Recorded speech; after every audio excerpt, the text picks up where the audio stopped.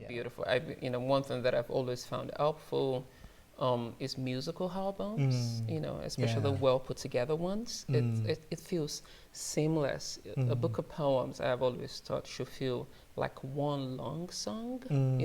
With different notes, different waves, but one long unified song. Yeah. And one thing I wanted to ask about your book, again, just in terms of sequences, since that's something you really excel at, is the trajectory. For me, I sort of noticed two kinds of trajectory.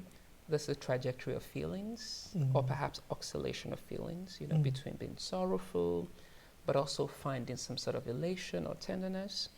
But more importantly, because of the seasons, there was this sort of oscillation or trajectory from, say, death to aliveness, from, say, burial to resurrection, and I wanted you to talk about that, just like what sort of trajectory were you thinking of? Was it even intentional?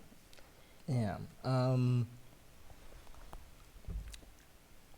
In biographical terms, quite literally, at some point when I was teaching the third graders, I just fell in love with them.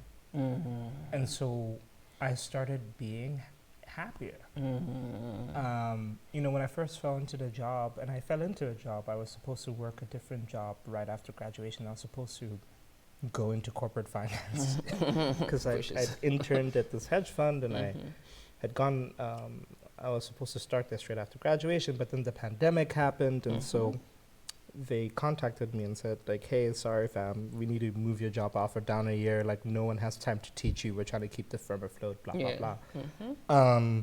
And so I ended up teaching these kids. It was not what I was intended to do, it's what I needed to keep my visa. And at first we were on Zoom and it was weird, and then we got in person, and I just started listening to the kids.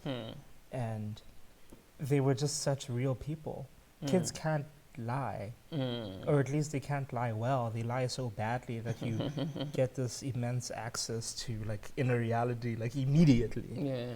And that was fascinating to me. I mean, I studied psychology in undergrad, so it was almost like being this big developmental psychology like study. But also the kids were so sincere. I felt like they loved me for me. If I didn't show up to school, a kid would be unhappy. Like if I was sick, like they would actually miss me and I would miss them. And so I wanted to end with that feeling of what you said, hope.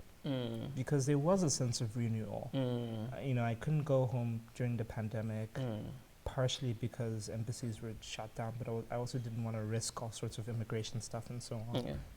And the idea that I could be a person in this country through these kids was, it felt impossible, but it became real. It became very real. I was regarded with the kind of tenderness that I hadn't been previously regarded with during my time here. A real tenderness. And I wanted to end with that. In a sense, well, not to be hokey, but they did make me feel pretty. They did make me feel beautiful. Not